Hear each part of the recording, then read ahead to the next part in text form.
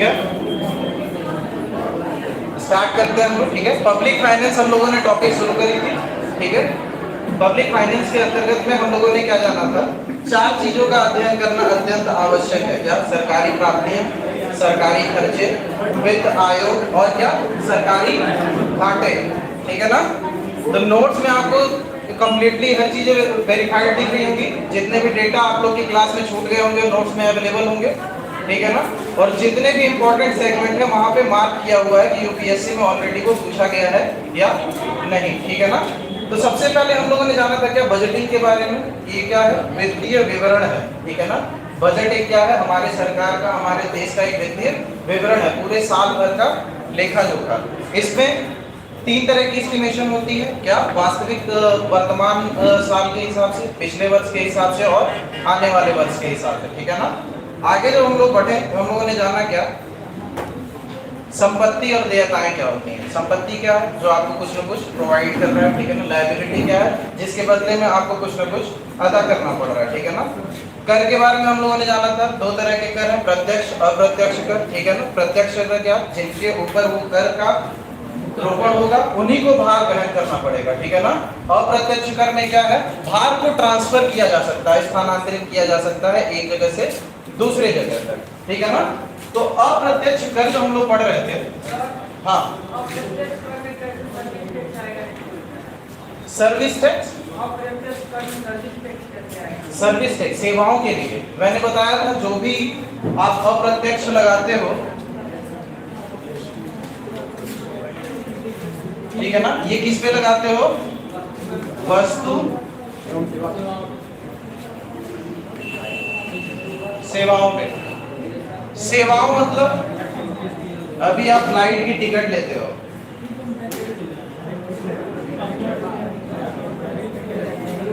ठीक है, अभी आप फ्लाइट की टिकट लेते हो, तो फ्लाइट की टिकट क्या है, जो आप उस पे वहां पे फीस दोगे, किसके बदले में दोगे, सेवा के बदले में। और फ्लाइट की जो प्राइसिंग रहती है वो डायनेमिक रहती है। ठीक है ना। आप 3 महीने पहले बुकिंग करोगे तो आपको कुछ सस्ता पड़ेगा। ठीक है ना। आप अगर जो तत्काल में बुक करोगे तो आपको फ्लाइट की टिकट महंगी पड़ेगी। ठीक है ना। तो जब भी ये सेवाओं का इस्तेमाल करते हो आप, ठीक है ना, जब कंडीशन डायनेमिक होती है, मतलब तत्काल चेंज होती रहती है, ऐसे कंडीशन में अप्रत्यक्ष कर का प्रत्यारोपण होता है। ठीक है ना। समझ रहे हैं। जब आप फ्लाइट इशू देखेंगे, इसके टिकट पे इसका विवरण देखेंगे, तो उस पे ना टैक्स की स्लॉट बनी रहती है। ठीक है ना। तो अप्रत्यक्ष कर वस्तु और सेवाओं पर लगते ही हैं। ठीक है ना। वस्तु जो उत्पादन के थ्रू हो रहा है, सेवाएं जो टर्सरी सेक्टर में है। ठीक है ना। आईटी इंडस्ट्री, ठीक है ना, इंटेलेक्चुअल प्रॉपर्टी राइट वगैरह की चीजें। ठीक है। तो उसके ऊपर में जो भी उत्पादन हो रहा है उनके ऊपर जो कर लगेंगे वो सेवाओं के बदले में ही लगेंगे। ठीक है ना। तो टैक्स में जब हम लोग आगे बढ़ेंगे अप्रत्यक्ष कर की ओर, ठीक है ना, तो हम लोग सबसे पहले डिस्कस किए थे क्या, वैट, वैल्यू एडेड सिस्टम। ठीक है ना। कभी भी किसी भी प्राइमरी सेक्टर के किसी भी उत्पादन में जब हम क्या करते हैं, प्रोसेसिंग करते हैं, संस्करण करते हैं, ठीक है ना, उसमें कुछ बदलाव करते हैं, कुछ इनोवेशन करते हैं, ठीक है ना, तो उसमें मूल्य संवर्धन करते हैं हम लोग। ठीक है ना। वस्तुतः वही होती है। ठीक है ना। हमने उसमें कुछ क्वालिटीज इंप्रूव कर दी, जिसकी वजह से उस वस्तु की कीमत क्या हो गई, बढ़ गई। ठीक है ना। इस प्रक्रिया को हम लोग कहते हैं क्या, मूल्य संवर्धन। मूल्य संवर्धन टैक्स क्या होता है, जो कि जो मूल राशि होती है, जो मूल वैल्यू होती है उस पे नहीं लगती है, बल्कि वस्तु के ऊपर जितना मूल्य संवर्धन होता है उसके ऊपर लगती है। ठीक है ना। तो जब हम लोग बात करते हैं जीएसटी की, ठीक है ना, गुड्स एंड सर्विसेज टैक्स की, तो ये भी एक प्रकार का क्या है, वैल्यू एडेड टैक्स है। ठीक है ना। वैल्यू एडेड टैक्स ये मूल्य संवर्धन पे लगता है। जब भी हम जीएसटी का प्रत्यारोपण करते हैं, ठीक है ना, तो ये टर्नओवर टैक्स की तरह ही करते हैं। अब ये टर्नओवर टैक्स क्या है, टर्नओवर टैक्स क्या है, ये वस्तु की पूरी कीमतों पे लगता है। ठीक है ना। जब भी आप मार्केट प्राइस करोगे, factor cost plus tax minus subsidy, ये हमने बताया है। ठीक है। तो टर्नओवर टैक्स क्या होता है, इस मार्केट प्राइस पे जो फैक्टर कॉस्ट लगता है, ठीक है ना, इस पूरे फैक्टर कॉस्ट पे टैक्स लगता है। ठीक है ना। टर्नओवर टैक्स मूल्य संवर्धन पे सिर्फ नहीं लगता है। सपोज दैट, उदाहरण के लिए देख, कोई वस्तु 40 रुपए की है, ठीक है ना, इसके ऊपर हम क्या कर रहे हैं, 10% के हिसाब से टैक्स लगा रहे हैं, ठीक है ना। अब इसकी कीमत कितनी हो जाएगी? 44 रुपए। अब ये जो वस्तु है, ठीक है ना, वो दूसरे कंपनी के लिए क्या कच्चे बादाम की तरह काम आ रहा है, रॉ मटेरियल की तरह काम आ रहा है, ठीक है ना। ये इसका इस्तेमाल किस लिए कर रहा है? प्राइमरी प्रोडक्ट के लिए कर रहा है, जिसमें ये क्या करेगा? मूल्य संवर्धन करेगा, ठीक है। अब ये व्यक्ति जब भी यहां से ये सामान खरीदेगा, ठीक है ना, तो ये क्या खरीदेगा? 44 रुपए का पूरा। तो ये जो 44 रुपए ये खरीदेगा, उसमें जो 4 रुपए है वो टैक्स है ऑलरेडी, ठीक है ना। अब इसके लिए अगर जो ये मूल्य संवर्धन करता है उसकी कीमत 60 रुपए होती है, तो इस 60 रुपए में ये 4 रुपए पुराना वाला भी इंक्लूडेड है, ऑलरेडी इसके अंदर है, ठीक है ना। तो ये 6 रुपए यहाँ पे अगर 10% के हिसाब से आप लगाते हो, इसकी कीमत क्या हो जाएगी? 66 रुपए। ये यहाँ पे अगर जो तीसरा व्यक्ति खरीदता है मिस्टर सी, ठीक है ना, तो इसको क्या लगेगा यहाँ पे? 66 रुपए। और इसको कितना पड़ना चाहिए था? 60 रुपए। टर्नओवर टैक्स पूरे मूल्य के ऊपर लगता है, ठीक है ना। जब भी आप पूरा मूल्य संवर्धन पे सिर्फ नहीं लगता है, बल्कि पूरे टैक्स के ऊपर भी टैक्स लगता है, ठीक है ना। इसी को हम लोग क्या बोलते हैं? कैस्केडिंग इफेक्ट, ठीक है ना। टैक्स क्या हो रहा है? ट्रांसफर हो जा रहा है। यहाँ पे आप क्या देखिए, 40 रुपए का सामान है, 4 रुपए सरकार इसके ऊपर टैक्स वसूल रही है। इसके लिए क्योंकि वो उत्पादन के द्वारा प्रॉफिट कमा रहा है, ठीक है ना। सरकार ने जब टैक्स वसूला यहाँ पे, अगला व्यक्ति जो इसको खरीदेगा कच्चे धातु के तौर पे, तो इसमें टैक्स जुड़ा हुआ रहेगा। तो वो जब भी टैक्स भरेगा और आगे सामान को जब बेचेगा, ठीक है ना, तो क्या चाहेगा कि जो टैक्स का जो कर का भुगतान उसने किया है उसको कहीं ना कहीं से वसूल करे, अगले सिरे से वसूल करे। तो टर्नओवर टैक्स में क्या होता है ना, ये टैक्स जो होता है ट्रांसफर होते रहता है, एक हाथ से दूसरे हाथ, दूसरे हाथ से तीसरे हाथ। इस चीज को कहते हैं कैस्केडिंग इफेक्ट। और ये जो टैक्स जो ये ट्रांसफर हो रहा है, ये कर के ऊपर भी कर लग जाता है।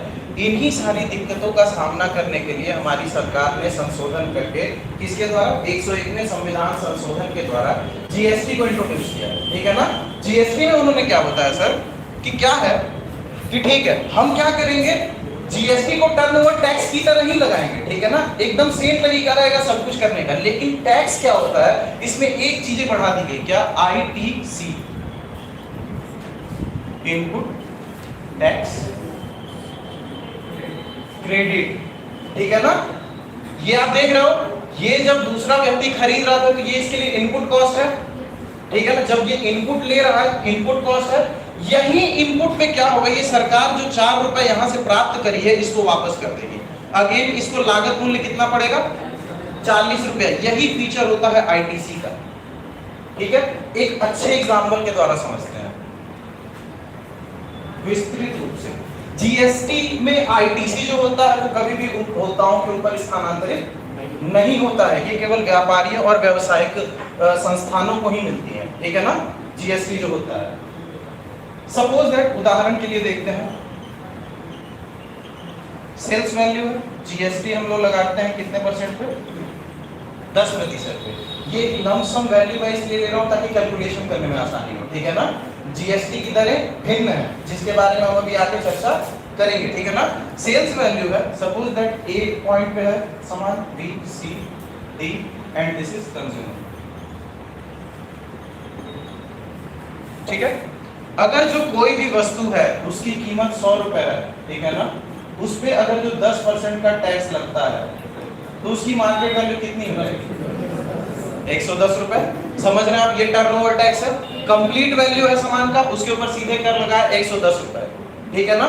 इसमें क्या है ना, हम लोग सारे प्रोसीजर को, इसके पहले के प्रोसीजर को स्किप कर दिए, हम लोग डायरेक्टली देख रहे हैं। अब हम लोग देखते हैं, जब भी कोई व्यक्ति सपोज दैट 40 रुपए में कोई वस्तु का उत्पादन किया, ठीक है ना, वस्तु के उत्पादन पे 4 रुपए उसे टैक्स भरना पड़ा, ठीक है ना। फाइनल वैल्यू कितनी हुई? 44 रुपए, ठीक है ना। अब क्या होता है, दूसरा व्यक्ति इसी वस्तु में 20 रुपए का मूल्य संवर्धन करता है, ठीक है ना, प्रोसेसिंग करके उसको, अगर जो ये आटा है, गेहूं है, तो चक्की में डाल के उसे आटा बना दे रहा है, माइक्रोवेव में डाल के ब्रेड बना दे रहा है, ठीक है ना। अगर जो कोई स्क्रीन है, ठीक है ना, आप मोबाइल की स्क्रीन बना रहे हो, ठीक है ना, मोबाइल के अंदर क्या कर रहे हो आप, हर एक पार्ट अलग अलग बना रहे हो, ठीक है ना, तब उसकी वैल्यू कम है, आप सबको कंबाइन कर दियो तब उसकी वैल्यू अलग है, प्रोसेसिंग उसमें सॉफ्टवेयर डाल रहे हो, एंड्रॉइड के अलग पैसे लगते हैं, आईओएस के अलग पैसे लगते हैं। वो पैसे किस चीज के चार्ज करते हैं? अपने इंटेलेक्चुअल प्रॉपर्टी राइट के, वो जो तकनीक आपको प्रदान कर रहे हैं जिससे आप आसानी से 3G 4G 5G टेक्नोलॉजी का इस्तेमाल कर ले रहे हो, उसके ऊपर चार्ज कर रहे हैं, ठीक है ना? वो सेवाओं के बदले चार्ज कर रहे हैं। देखिए अब यहाँ पे 20 रुपए का मूल्य संवर्धन किया, इसकी कीमत कितनी हो जाएगी? 60 रुपए। इसके ऊपर टैक्स कितना लगना चाहिए? 6 रुपए। अगर जो ये व्यक्ति 6 रुपए पूरा टैक्स दे देगा, ठीक है ना, तो क्या होगा? इसने सिर्फ मूल्य संवर्धन कितने रुपए का किया? 20 रुपए का। और अगर जो 6 रुपए टैक्स भरेगा तो ये 20 रुपए का 10% है? नहीं है। क्या हो रहा है इसमें? ये पिछला वाला भी टैक्स इंक्लूड हो जा रहा है। तो सरकार क्या करती है? पिछले वाले टैक्स को आईटीसी के थ्रू इसको वापस कर देती है। कितना कर लगा? 2 रुपए। मूल्य संवर्धन कितना है? 20 रुपए। 20 रुपए का 10% कितना होगा? समझ रहे हैं आप? टैक्स केवल मूल्य संवर्धन पे लग रहा है, ना कि पूरे के पूरे अमाउंट पे। आप समझ रहे हो? कोई दिक्कत यहां तक? क्लियर है? आगे बढ़ते हैं, ठीक है। अगेन 20 रुपए का हमने मूल्य संवर्धन कर दिया, ठीक है। इसकी कीमत कितनी हो गई? 80 रुपए। टैक्स इस पे कितना भरना चाहिए? 10% है। यहाँ पे आईटीसी हमने इंट्रोड्यूस कर दिया, ठीक है। अगेन 20 रुपए का हमने मूल्य संवर्धन किया, ठीक है। कीमत 100 रुपए। कितनी होनी चाहिए? 10 रुपए। आईटीसी के थ्रू हमने, इनपुट टैक्स क्रेडिट के थ्रू हमने 8 रुपए यहाँ पे वापस कर दिया। अब जो फाइनल टैक्सेशन आप जोड़ोगे, ठीक है ना, क्या होती है? बार बार इसमें ना करों की चोरी नहीं हो पाती है जीएसटी में, क्योंकि आप देख रहे हो ये बार बार चेक होते रह रहा है। समझ रहे हो? हर एक स्टेप पे आप चेक करते रह रहे हो कि कर व्यवसायों को प्रदान किया गया है कि नहीं, इसलिए पारदर्शिता इसमें बढ़ जाती है। टर्नओवर टैक्सेस में क्या होता है ना, करों की चोरी होने का संभावना बहुत ज्यादा होता है, ठीक है ना। और हमारे देश भारत में कर की चोरी एक बहुत बड़ा मुद्दा है, काला धन, ठीक है। नेता सब इसी को मुद्दा बना करके चुनाव पर जीत जाते हैं। समझ रहे हो आप? इतना ज्यादा इंपॉर्टेंट मुद्दा है। हमारे जीडीपी का लगभग 25% हिस्सा काले धन में है, ठीक है ना। काला धन क्या करता है? शैडो इकोनॉमी बना देता है, ऐसी इकोनॉमी जिसके ऊपर सरकार की नजर नहीं है, ठीक है ना। तो वो आपको घाटे में लेकर के चला जाता है। समझ रहे हो आप? यहाँ पे जब आप आगे देखोगे, 4 रुपए ये पहले का, 4 2 6 2 8 2 10, ये काम पहले करना चाहिए, ठीक है ना। आप देख रहे हो कितना टैक्स आप दे रहे हो। फाइनल जब टैक्स को जोड़ा जा रहा है, हर एक स्टेप पे क्रॉस चेक किया जा रहा है, तो आप क्या फाइनल टैक्स पा रहे हो? 4 2 6 2 8 2 10 रुपए। 100 रुपए पे कितना लगना चाहिए? 10 रुपए। कोई अंतर आ रहा है? नहीं। लेकिन फायदा किसको होते जा रहा है यहाँ पे? व्यापारियों को और कंपनियों को। ये जीएसटी का फायदा होगा। समझ रहे हो? जीएसटी में कोई दिक्कत? ठीक है। अब भारत में जीएसटी का क्या प्रकार है ये हम लोग देख लेते हैं। भारत में जो जीएसटी है ना, ड्यूअलिस्टिक है, क्योंकि आप लोग जैसे जानोगे हमारा जो देश है वो एक संघ है। संघ क्या होता है? वो राज्यों से मिल करके बना हुआ है, ठीक है ना। हमारे यहाँ 3 प्रकार की सूचियां होती हैं, क्या? ठीक है ना। Concurrent list, state list and central list, ठीक है ना। तो ये 3 तरह की सूचियां होती है। जो जीएसटी आता है वो कॉन्करेंट लिस्ट में आता है, ठीक है ना। जीएसटी जो होता है ना, ड्यूअलिस्टिक होता है। सबसे पहला इसका जो फीचर होता है भारतीय जीएसटी का,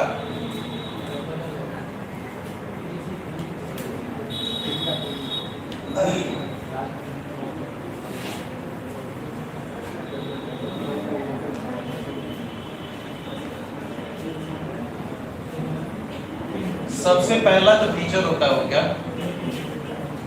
डुअलिस्टिक होता है, ठीक है ना।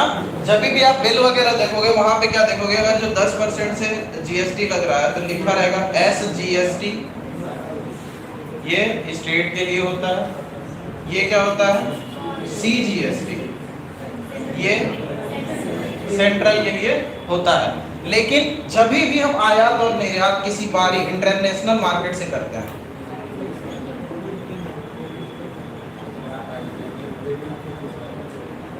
इंटरनेशनल मार्केट या फिर इंटर स्टेट, अंतरराज्यीय, तो ये कहां पे आ जाता है? I GST, integrated goods and services tax के अंतर्गत में आ जाता है, ठीक है ना। तो भारत में इसका प्रकार ड्यूअलिस्टिक है, एसजीएसटी एंड सीजीएसटी। लेकिन जब हम बाहरी लोगों से व्यापार करते हैं, ठीक है ना, तो इसका प्रकार बदल जाता है, ये आईजीएसटी में कन्वर्ट हो जाता है और इसको ना कुछ अनुपात में बांटा जाता है। जब हम लोग एफआरबीएम एक्ट अभी पढ़ेंगे तो इस बारे में डिस्कशन करेंगे, ठीक है ना। तो हमारे यहाँ उसके बाद दूसरा क्या इसका फीचर है? हाँ जी, कंप्लीट हिंदी में जाओ, ठीक है ना। ये दोहरी प्रकार की नीति होती है, ठीक है ना। नहीं घबराइए, ऐसा हो जाए कि मतलब समझ में नहीं आ रहा है। अच्छा एक मिनट, अरे काम डाउन, मुझे सॉल्यूशन निकालने दो, आप लोग मत निकालो। देखिए क्या करते हैं, कुछ वर्ड्स टिपिकल मुझे लग रहा हो जा रहा है ना, ठीक है, तो उसको मैं सरल करने की कोशिश करता हूँ, ठीक है। चलिए, दूसरी जो पहली फीचर तो आपको समझ गए, ठीक है ना। दूसरा जो होता है डेस्टिनेशन बेस्ड होता है, मतलब कि मार्क कर देंगे,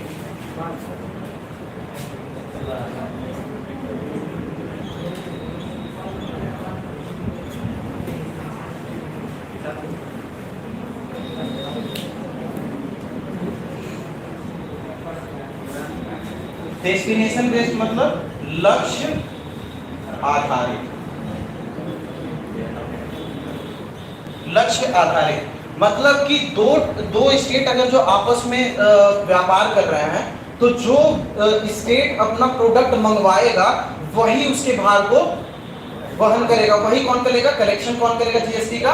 जो स्टेट गुड्स को अपने स्टेट में मंगवाएगा। मतलब कि ये क्या है? लक्ष्य पर आधारित है, डेस्टिनेशन बेस्ड है। जहां पे ये जाएगा, जहां पे ये वस्तु और सेवा को प्रदान करेगा, वहीं पे ये लागू होगा, ठीक है ना। तीसरा क्या है?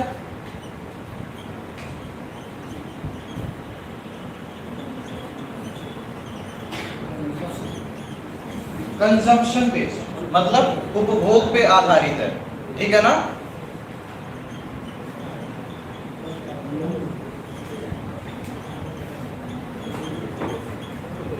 ठीक है, हम लोगों ने अभी उदाहरण के थ्रू समझा था। क्या समझा था?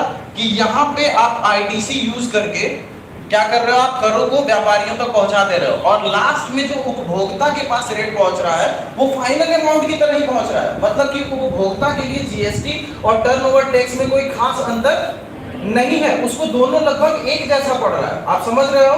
तो ये उपभोक्ता द्वारा आधारित है। लास्ट में उपभोक्ता को उतना ही अमाउंट पे करना है जीएसटी का जितने इंटरेस्ट से कर का प्रत्यारोपण किया गया है, ठीक है। अब क्या है? अब कुछ अन्य बातें हैं जीएसटी को लेकर के, वो हम लोग देख लेते हैं। अभी तक कोई दिक्कत? कौन सा वाला लाइन? ये कंजम्पशन बेस्ड पे, उपभोक्ता आधारित। देखिए, अच्छा डेस्टिनेशन बेस्ड, सपोज दैट आप गुजरात है, मैं यूपी में, ठीक है ना। अगर जो मैं आपके यहाँ से कोई सामान मंगवा रहा हूँ तो जीएसटी का कलेक्शन कौन करेगा? मैं। जहां पे वस्तु और सेवा पहुंच रहे हैं, अंत कर रहे हैं, समझ रहे हो आप? डेस्टिनेशन बेस्ड, लक्ष्य आधारित, लक्ष्य पे पहुंचा। जिस स्टेट में व्यापार पहुंचेगा अंतिम स्थिति पे, वही स्टेट जीएसटी का भुगतान करेगा, ठीक है ना। अब क्या है? जीएसटी में निम्न 4 तरीके की दर होती है। क्या? 5%,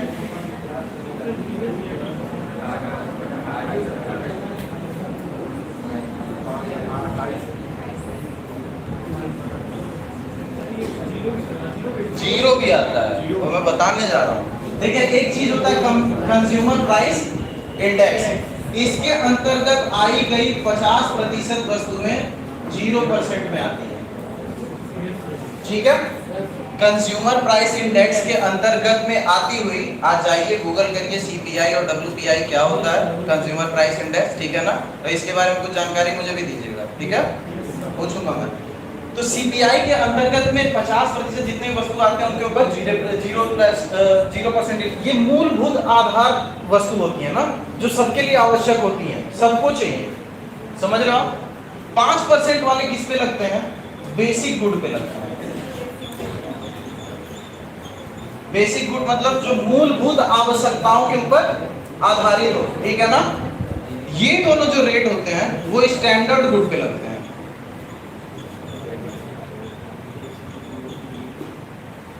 ठीक है, और 28% जो लगता है वो लग्जरी गुड पे लगता है।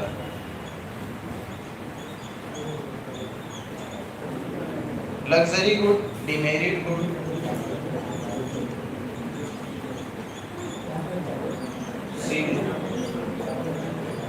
कल बताया था मैंने, लग्जरी गुड जो भोग विलासता से संबंधित हो, ठीक है ना। डिमेरिट गुड क्या है? डिमेरिट गुड वो है जिनके उत्पादन या फिर उपभोग करने से हमारे आसपास के वातावरण पे गलत प्रभाव पड़े। समझ रहे हो आप? सीन गुड क्या है? जो आप खुद कंज्यूम कर रहे हो और आपके ही स्वास्थ्य पे गलत प्रभाव करें। समझ रहे हो आप? तो ये 4 तरीके के रेट लगाए गए हैं।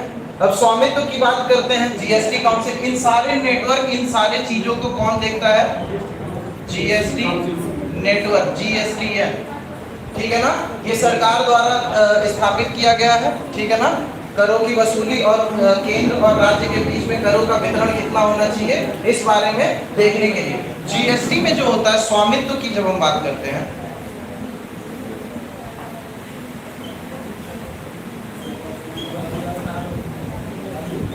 स्वामित्व मतलब ओनरशिप, ठीक है ना। जीएसटी को ओन कौन करता है, ठीक है ना।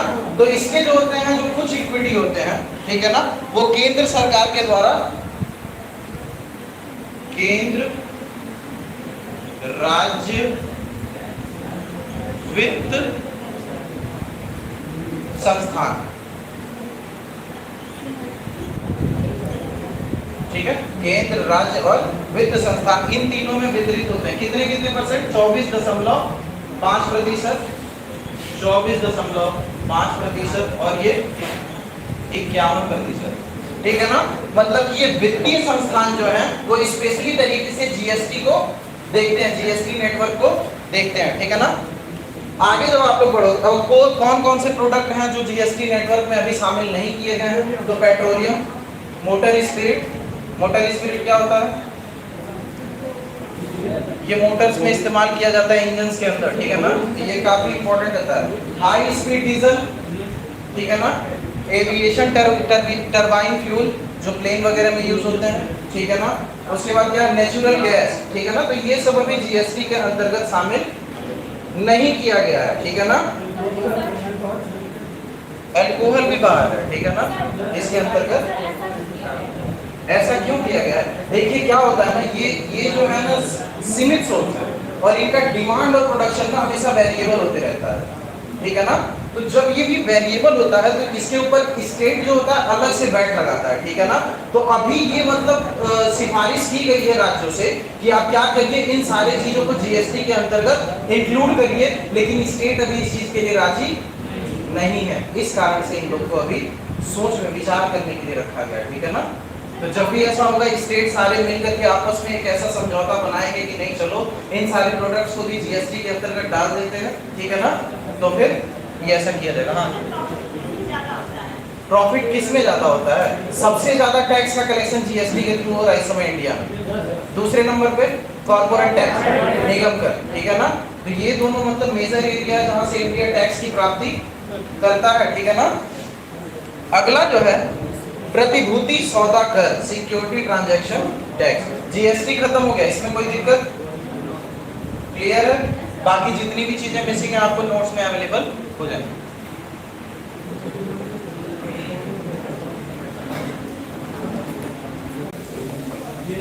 स्टॉक मार्केट और अर्थव्यवस्था को देखोगे आप, इस वाले फेज में देखोगे क्या अर्थव्यवस्था कॉन्स्टेंटली बढ़ रही है। मतलब कि स्टॉक मार्केट का जो वृद्धि है वो हमेशा बढ़ते जा रहा है। लेकिन आप जब इस पोर्शन की बात करते हो, आप क्या देख रहे हो? मार्केट गिर रहा है। तो जो स्पेकुलेटर होते हैं, जो सट्टेबाज होते हैं, ठीक है ना, जो मार्केट के ऊपर पैसा लगाते हैं, शेयर को खरीदते और बेचते हैं, वो क्या करते हैं? जब भी मार्केट चढ़ाव में होता है तो वो धनाधन और शेयर खरीदने लगते हैं। इस वजह से मार्केट और ज्यादा बुश होने लगता है। समझ रहे हो आप? जब मार्केट गिरने लगता है क्या जल्दी जल्दी शेयर्स को बेचने लगते हैं, इसलिए मार्केट और तेजी से गिरने लगता है। समझ रहे हो ना? तो ये जो खरीद बेच करते हैं ये ट्रांजैक्शन टैक्स, STT, ठीक है ना। क्या फायदे होते हैं? भारत में स्टॉक एक्सचेंज एसटीटी को वसूल करता है, किसके लिए? भारत सरकार के लिए, ठीक है ना। Stock exchange, Bombay stock exchange, ठीक है ना, तो वो भारत सरकार के लिए क्या करता है? इन सारे ट्रांजैक्शंस को वसूल करता है। ये जो एसटीटी होता है, सिक्योरिटी ट्रांजैक्शन टैक्स, ये क्या होता है? Long term capital gain tax पे 0% के आधार पे लगाया जाता है और short term capital gain tax पे 10% के आधार पे लगाया जाता है, ठीक है। आगे जब आप लोग बढ़ोगे तो टैक्सेशन सिस्टम में बस इतना ही है, ठीक है ना। हम लोगों ने लोक वित्त स्टार्ट किया था, उसके बीच में हम लोगों ने क्या सरकारी प्राप्तियां शुरू की थी, जिसमें सबसे पहले हम लोगों ने स्टार्ट किया था क्या? राजस्व प्राप्तियां। राजस्व प्राप्तियों के अंतर्गत हम लोग कर और गैर कर राजस्व के बारे में अध्ययन किए थे, ठीक है ना। कर और गैर कर राजस्व सारे इसमें इंपॉर्टेंट जितने भी टैक्सेशन सिस्टम है मैं आपको बता दिया हूं। अब हम लोग आगे बढ़ते हैं किस पे? भारत सरकार की पूंजीगत प्राप्तियां, ठीक है ना। सेकंड टॉपिक है भारत सरकार की पूंजीगत प्राप्तियां। ऐसी जो भी भारत सरकार की ऐसी जो भी प्राप्तियां होती हैं जिनसे सार्वजनिक संपत्ति को कम करना पड़े, ठीक है ना, और जो सार्वजनिक देयताएं उनको बढ़ाना पड़े, ऐसी हर एक प्राप्तियों को हम लोग क्या कहेंगे? कैपिटल रिसीट्स यानी कि पूंजीगत प्राप्तियां। उदाहरण के तौर पे हम लोग देखते हैं क्या? सबसे पहला उदाहरण है क्या? डिसइन्वेस्टमेंट।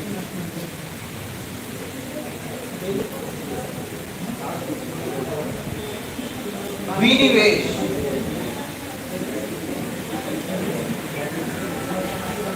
ठीक है। विनिवेश क्या होता है? अब देखिए, समझ लीजिए कोई पब्लिक सेक्टर अंडरटेकिंग है। पब्लिक सेक्टर अंडरटेकिंग क्या होता है? पीएसयू, सरकारी कंपनियां, ठीक है ना। सरकारी कंपनियां जैसे डीआरडीओ है, बेल है, ठीक है ना, ये सब सरकारी संस्थाएं हैं जो सरकार के लिए कार्य करती है, प्रॉफिट कमाती है और सरकार को देती है। अब क्या हुआ? सपोज दैट ओएनजीसी है, ऑयल रिफाइनरी कंपनी है, ठीक है ना। ओएनजीसी है सरकार में। अब क्या हुआ कि सरकार को ओएनजीसी से कुछ खास फायदा नहीं हो रहा है, ठीक है ना। लेकिन ओएनजीसी में जितने भी कर्मचारी हैं वो क्या है? सरकारी कर्मचारी हैं, ठीक है ना। अब उनको हर महीने सैलरी, पेंशन, ये वो जितनी भी मतलब उनको सुविधाएं हैं वो उनको प्रदान करनी है, ठीक है ना। ओएनजीसी अब एक ऐसी संस्था हो गई है सरकार के लिए जो प्रॉफिट कम नहीं कमा रही है, ठीक है ना, प्रॉफिट नहीं कमा रही है और क्या कर रही है? सैलरी और पेंशन हमें पे करना पड़ रहा है। इसलिए क्या हो रहा है? सरकार के ऊपर एक भार हो जा रहा है, ठीक है ना। सरकार ऐसी कंडीशन में क्या करेगी? इस कंपनी के कुछ शेयर्स को बेच देगी। जब ये इस शेयर को बेच देती है, इसी को हम लोग क्या बोलते हैं? विनिवेश। इसको बेचने के द्वारा जो पैसा हमारे पास वापस आता है, ठीक है ना। दूसरा नंबर क्या है? विनिवेश, समझ में आया? क्या है? सरकारी कंपनियों की इक्विटी को सरकार बेच देती है, ठीक है ना। हाँ, एलआईसी के कंडीशन में आप लोग कैसे समझ। दूसरा नंबर है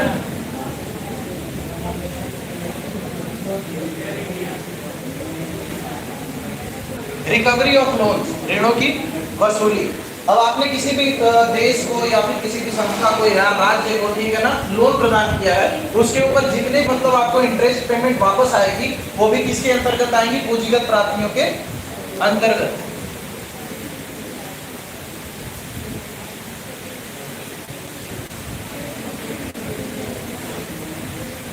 ठीक है ना, पूंजीगत प्राप्तियों के अंतर्गत आएगा। तीसरा क्या है?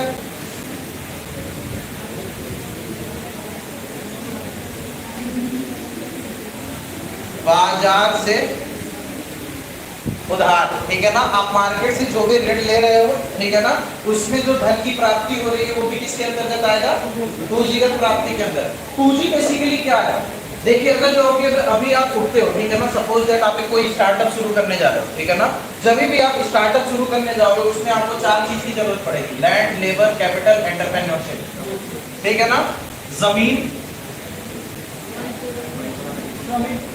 मजदूर, ठीक है ना, पूंजी, ठीक है ना, और क्या है? विचार या फिर आइडिया, ठीक है ना। जब भी आप कोई चीज स्टार्ट करने जाओगे तो उसके लिए इन 4 चीजों की आपको जरूरत पड़ेगी। पूंजी क्या है? ये धन है, ठीक है ना। सपोज दैट आप स्टेट बैंक ऑफ इंडिया के पास जाते हो, आप बताते हो क्या कि मुझे एक इंफ्रास्ट्रक्चर डेवलप करना है, मुझे एक ऐसा सिस्टम बनाना है जो लोगों की ऊर्जा की आपूर्ति करे बिना वातावरण में प्रदूषण फैलाए हुए। आपने कुछ ऐसा स्कीम लेकर के गया, किसके पास? बैंक के पास। बैंक को पसंद आया, ठीक है ना, बैंक ने आपको लोन फाइनेंस किया।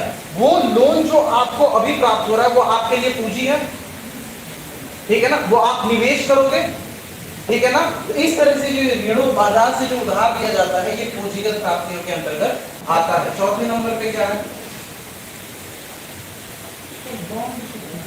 अन्य देयताएं। बॉन्ड वगैरह के बारे में भी बताऊंगा। बॉन्ड, डिवेंचर, सिक्योरिटी, ये सब जितने भी फाइनेंशियल मार्केट में है, call money market, notice money market, term money market, जितने भी चीजें हैं ठीक है, इसमें आएगा वित्त बाजार। हाँ, वित्त बाजार फाइनेंशियल मार्केट के अंतर्गत में आएगा, ठीक है ना।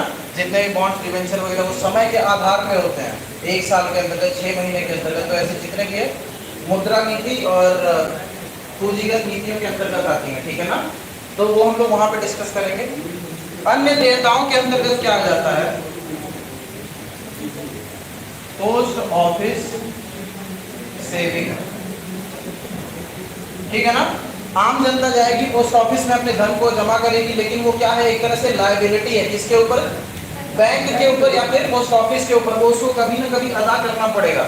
आप अभी गए 5 लाख रुपए बैंक में डिपॉजिट किए, शाम को आपको 50,000 रुपए की आवश्यकता होगी, आप एटीएम में जाओगे, तुरंत ट्रांजैक्शन कर लोगे। ये सारी चीजें किसमें आती है? NDTL, net demand time liability, ठीक है ना। बैंक को अपने धन का कुछ हिस्सा एनडीटीएल के फॉर्म में हमेशा रखना पड़ता है कि जब भी सामने वाला जनता जमा कर रहा है उसका डिमांड करेगा तो उसे हमें तुरंत वापस करना पड़ेगा, ठीक है ना। तो पोस्ट ऑफिस बैंक में सेविंग्स, बैंक में सेविंग, योजना के ऊपर खर्च है, योजना और स्कीम निकलती है, जैसे सुकन्या योजना, ठीक है ना, प्रधानमंत्री की एक सुकन्या समृद्धि योजना, ठीक है ना, ये प्रधानमंत्री की एक स्कीम निकली थी। इस स्कीम के ऊपर होने वाले जो भी खर्च आएंगे, ठीक है ना, इससे जो भी सेस लगाया जाएगा। देखिए 3 चीजें होती हैं,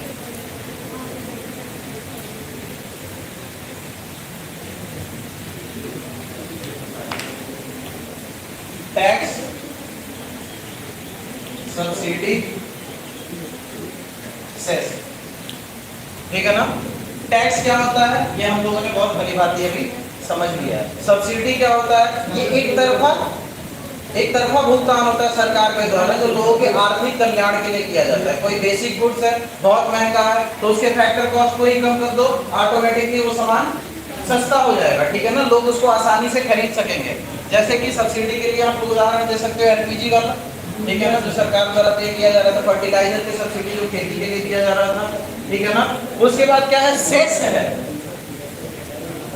सेस क्या होता है? अब सपोज दैट मान लीजिए सरकार ने कोई नई योजना को स्टार्ट किया, जैसे कि बेटी बढ़ाओ बेटी पढ़ाओ, ठीक है ना। ये एक योजना है जिसके अंतर्गत बालिकाओं को पढ़ाने के लिए सरकार ने जिम्मेदारी उठाई थी। हमारे देश में क्या है? फीमेल्स जो होती हैं उनको उतने अधिकार नहीं मिल रखे हैं जितने की मेल्स को मिल रखे हैं। हमारा जो इंडिया है वो एक मेल डोमिनेटिंग सोसाइटी है, ठीक है ना। इसमें क्या होता है ना, बेसिकली तो सरकार की क्या नीतियां हैं? सरकार की नीतियां कुछ ऐसी होती है कि इन दोनों को बराबर किया जाए। जब आप बीपीएससी पढ़ोगे, ठीक है ना, तो equal pay for equal work करके है उसके आर्टिकल, ठीक है ना। तो उसमें आप देखोगे सरकार की ये कर्तव्य है कि ये दोनों में बराबरी प्रदान करें। तो इस बराबरी को प्रदान करने के लिए सरकार एक योजना लेकर के आती है, बेटी पढ़ाओ बेटी बढ़ाओ, ठीक है ना, कि बेटियां समृद्ध होंगी, ऑटोमेटिकली वो आगे बढ़ जाएंगी। इसके लिए क्या जरूरत पड़ेगी? सरकार को मुद्रा की जरूरत पड़ेगी, पैसे की जरूरत पड़ेगी, ठीक है ना। पैसे कहां से आएंगे? जनता के पास से आएंगे। तो सरकार ने क्या कहा कि ठीक है, जितने भी सरकारी कर्मचारी हैं, ठीक है ना, जिनकी भी इनकम है, वो सब लोग अपने इनकम में से 1 रुपए देंगे हर महीने, ठीक है ना। किसके तौर पे? दान के तौर पे। उसको दे दो और भूल जाओ, वो तुम्हें वापस नहीं मिलने वाला। तो ये जो कटौती सरकार द्वारा किया जाता है लोगों के आर्थिक कल्याण हेतु, ठीक है ना, या फिर लोगों के हित के हेतु, ऐसी ये जो भी भुगतान की कटौती है तो वो किसके अंदर आता है? सेस के अंदर आता है। समझ में? ठीक है। तो ये सारी जितनी ये प्राप्तियां होती हैं सेस के ऊपर, वो भी किसके अंदर आ जाएंगी? अन्य देयताओं के अंतर्गत आ जाएंगी। पूंजीगत प्राप्तियां समझ में आई जी? अभी घाटा पढ़ना है, बताता हूँ मैं। हाँ, पूंजीगत प्राप्तियां बहुत अधिक हो जाएंगी।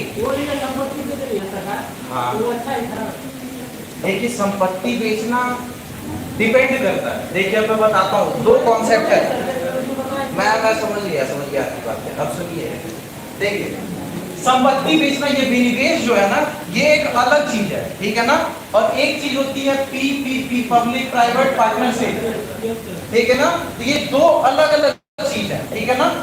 प्लस इसमें क्या होता है, एक होता है निजीकरण, एक होता है राष्ट्रीयकरण। सरकार जब भी किसी भी कंपनियां को खुद खरीद लेती है और उसका जो मालिकाना हक होता है वो अपने अंदर लेके आती है, ऐसे प्रक्रिया को क्या बोलते हैं, राष्ट्रीयकरण।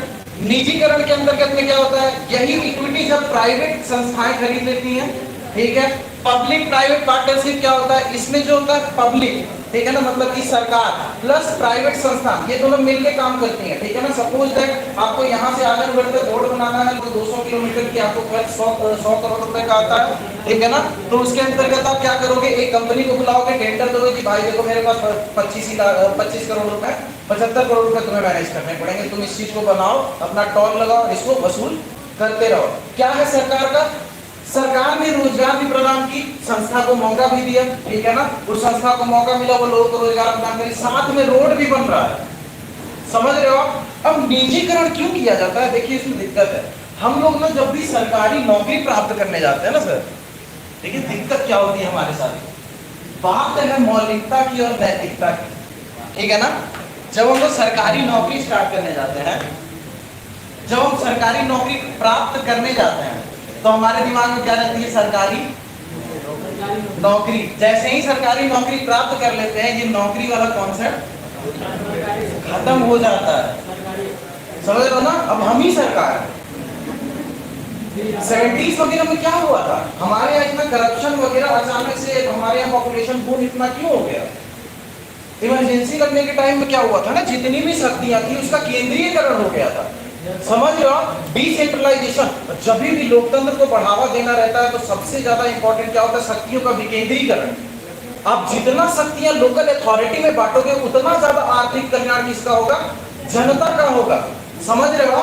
तो यहाँ पे क्या हुआ था, इमरजेंसी के टाइम में शक्तियों का केंद्रीकरण हो गया था, और शक्ति जब भी एक जगह संगठित होता है तो उसका गलत इस्तेमाल होना तय है, ठीक है ना। अभी कहा जाता है कि जैसे सर जो अभी डेमोक्रेसी का माहौल चल रहा है, बहुत सारे सर्वे निकल रहे हैं, स्वीडन के, नॉर्वे के, यूरोप के, वेस्टर्न कंट्री सर्वे निकाल रहे हैं, बता रहे हैं कि डेमोक्रेसी का लेवल जो है इंडिया में वो गिरते जा रहा है, ठीक है ना। लोकतंत्र का लेवल गिरते जा रहा है, लेकिन ऐसा नहीं है। इकोनॉमिक्स में जब भी आप बात करोगे तो एक चीज आता है इंस्टीट्यूट मैटर हाइपोथेसिस, ठीक है ना। इंस्टीट्यूट मैटर हाइपोथेसिस में क्या बोला जाता है, डेमोक्रेसी और डेवलपमेंट के बीच में कर्व बनाया जाता है, ठीक है ना। इंडिया चाइना को कंपेयर किया जाता है, ठीक है ना। चाइना अभी हमसे आगे क्यों बढ़ रहा है, क्योंकि वो डेमोक्रेसी नहीं, वहां पे जबरदस्ती, वहां पे जो मजदूरी है ना, उनके ऊपर भी किसका अधिकार होता है, सरकार का अधिकार होता है, ठीक है ना। जो मजदूरी होती है उसके भी अंतर्गत, किसके अंतर्गत आती है, गवर्नमेंट के अंतर्गत आती है। हम क्या है, लोकतंत्र है, ठीक है ना। हम जनता के ऊपर कभी दबाव नहीं बनाते हैं। हमने 42वें संविधान संशोधन द्वारा मौलिक कर्तव्य को लाया है, पहले से नहीं था हमारे संविधान में। हमको पता चल गया हमारे देश के लोग करने वाले नहीं, अपने से कुछ भी लिख के देना पड़ेगा, समझ रहे हो ना। हमारी चेतना इस प्रकार से, आज स्वतंत्रता, आप लोग इंडिपेंडेंस के दिन काफी अच्छा स्पीच दे रहे थे, मुझे बहुत अच्छी लगी आप लोग की आइडियोलॉजी। अगर जो इस बेसिस पे आप लोग वर्क कर रहे हो बहुत बेटर कर रहे हो, ठीक है ना। हमारे देश में ऐसे युवाओं की आवश्यकता है, ठीक है ना, जो एक क्लीन विचारधारा रख सके, ठीक है ना। आप जब भी किसी टॉपिक को उठाते हो तो उस टॉपिक को समझने का मल्टी डायमेंशनल अप्रोच होना चाहिए, बहुआयामी तरीके से। कृषि है, ठीक है ना, अगर जो आप एक टॉपिक उठाते हो, क्या, एग्रीकल्चर,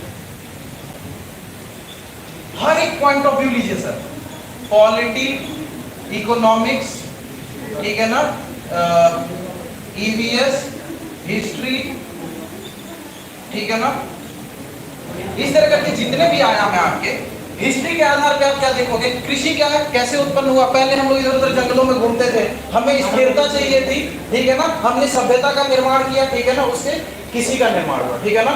जब आप क्वालिटी की बात करते हो तो इसमें क्या है, वर्ल्ड बैंक द्वारा जो सब्सिडी पर उठाए गए जितने भी चीजें हैं, इंटरनेशनल रिलेशन और क्वालिटी को कोरिलेट करिए, क्रोनोलॉजी को पूरा बनाइए सर। ज्योग्राफी में जब जाओगे कृषि को देखोगे तो सॉइल टाइप क्या होनी चाहिए, मृदा का कैसा प्रकार होना चाहिए, नमी कितना होना चाहिए, पोटेशियम कितना होना चाहिए, पूरे मैप को देखिए आप। यहाँ पे डेक्कन प्लेटू है, यहाँ पे कौन सा क्रॉपिंग सिस्टम हो सकता है, यहाँ पे छोटा नागपुर प्लेटू है, यहाँ पे कौन सा, यहाँ पे मैदानी क्षेत्र है, यहाँ पे क्या हो सकता है, ईवीएस में पर्यावरण के ऊपर क्या गलत प्रभाव पड़ रहा है, किसी का डीडीटी आप निकालें, हाईलाइटिंग सीड निकालें, उसका प्रभाव क्या पड़ रहा है, पर्यावरण पे पड़ रहा है। कीटनाशक वगैरह डालने से क्या होता है, नाइट्रोजन की जो कैपेसिटी होती है, देखिए जैसे ये है खेत है, इसमें नाइट्रोजन बहुत ज्यादा होगा, फर्टिलाइजर वगैरह पड़े होंगे, बारिश हो रही है, पानी बह के कहां आएगा, तालाब के अंतर्गत। तालाब में क्या होता है ना, एल्गी बूम हो जाता है, ठीक है ना, जो बायोलॉजिकल ऑक्सीजन डिमांड होता है उसको हटा देता है और जो तालाब के जीव होते हैं वो मर जाते हैं। तो जब भी आप किसी एक टॉपिक को उठाइए उसको बहुआयामी तरीके से देखिए, समझ रहे हो आप। अगर जो आपको यूपीएससी करना है तो कंप्लीट क्रोनोलॉजी को समझिए, बिग बैंग से लेकर के आज तक, ठीक है ना, सृष्टि की संरचना से लेकर के अभी तक जो मनुष्य चेतना ने देखा है वो हर एक चीज आपको आइडिया तो कम से कम होनी चाहिए। एक बहुत ज्यादा बढ़ा चढ़ा के कहा गया कहावत है कि everything behind the sun is UPSC syllabus, जो भी सूरज की रोशनी के नीचे वो यूपीएससी का सिलेबस है। ऐसा कुछ भी नहीं है, सेलेक्टेड चीजें आती हैं, आप सिलेबस उठाइए उसके अकॉर्डिंग पढ़िए, एक क्वेश्चन नहीं बाहर जाएगा, ठीक है ना। लेकिन आपको कोरिलेट करने के लिए आना चाहिए, बेसिक कॉन्सेप्ट को करंट अफेयर से, करंट अफेयर को इंटरनेशनल रिलेशन से, ठीक है ना, इस तरीके से। तो जब अब इस तरीके से अध्ययन करोगे तो चीजें आपको बहुत आसानी से समझ में आने लगती है, ठीक है ना। मैं इकोनॉमिक्स पढ़ा, पर इकोनॉमिक्स मेरा बैकग्राउंड नहीं है, मेरा बैकग्राउंड है इंजीनियरिंग और पब्लिक एडमिनिस्ट्रेशन, ठीक है ना। लेकिन ऐसा कोई जरूरी नहीं है कि आपकी स्पेशलाइजेशन उसी सब्जेक्ट से हो जिसमें आपकी एकेडमिक्स हो, आप जिस पे फोकस कर दो तो उसी में स्पेशलाइज हो जाओगे, ठीक है ना। पढ़ने का तरीका कैसे डेवलप करोगे, एक ऑथर है, स्कॉटिश ऑथर है, मियाई चिक्सन, वो क्या बोलता है, जो मनुष्य चेतना होती है वो एक मिनट में, एक सेकंड में 128 बिट एब्जॉर्ब करती है, ठीक है ना। मतलब कि आप एक सेकंड में एक साथ 3 लोग बोलेंगे ना, आप समझ सकते हो अगर जो पूरे फोकस से सुनो तो, ठीक है ना। हमारा पढ़ते वक्त ध्यान क्या होता है, जैसे ही मैं पढ़ाना स्टार्ट करता हूँ सोचने लगता है घर जाऊंगा तो पराठा खाऊंगा, ठीक है ना। ये अटेंशन आपका शिफ्ट हो जा रहा है कंप्लीटली, फोकस और अटेंशन। तो सर यूपीएससी एग्जामिनेशन में कंसिस्टेंसी, फोकस, अटेंशन, ये सारी चीजें किसी भी टॉपर्स की आप इंटरव्यू उठा के देखोगे तो आपको ये शेप देंगे, ठीक है ना। तो नॉलेज को एक्शन में अप्लाई करना, ये सारी चीजें तो है ही, बात करते रहेंगे। हाँ, भारत सरकार के खर्चों की हम लोग बात कर रहे हैं, पूंजीगत प्राप्तियां हम लोगों ने समझ लिया, अब हम लोग क्या समझेंगे, खर्चों के बारे में, ठीक है, बताएंगे।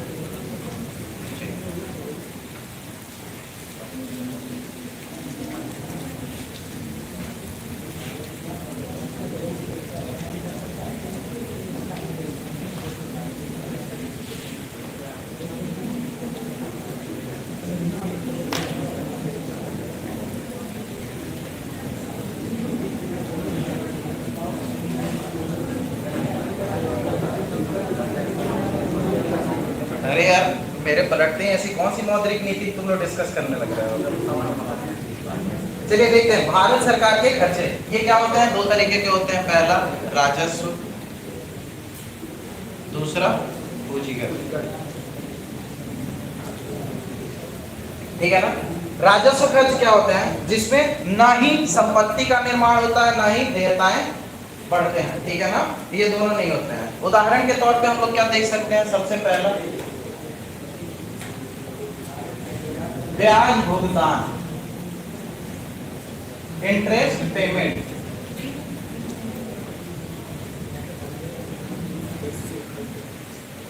अब आपने वर्ल्ड बैंक से, आईएमएफ से लोन ले लिया, इसके पर इंटरेस्ट आपको हर साल पे करना पड़ेगा। ये एक ऐसी पेमेंट है जो आपको आवश्यक रूप से हर साल करनी ही करनी है, ये आपके प्राप्तियों में से जाएगा ही जाएगा, ठीक है ना। तो ये जो ब्याज का भुगतान होता है वो किसके अंतर्गत आता है, राजस्व खर्चों के अंतर्गत आता है। दूसरा उदाहरण हम लोग क्या ले सकते हैं, वेतन और पेंशन जो बांटा जाता है,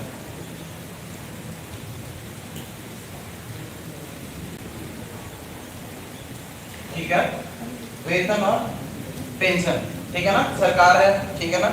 सबसे बड़ी एक देश में संस्था कौन सी है, सरकार की। क्या कंपनी चलाते हो, कंपनी क्या करती है, मैनेजमेंट का काम करती है, ठीक है ना। एप्पल को आप बात करोगे ठीक है। गूगल की बात करो तो गूगल का सीईओ है सुंदर पिचाई। सुंदर पिचाई को इतने पैसे गूगल क्यों देती है? मैनेजमेंट के लिए, ठीक है ना, बिजनेस समझने के लिए, इंफ्रास्ट्रक्चर समझने के लिए। हमने अपने देश की अथॉरिटी किसको दी है? सरकार को दी है। सरकार कौन? पीएम और उसके मंत्री परिषद को दी है, ठीक है ना।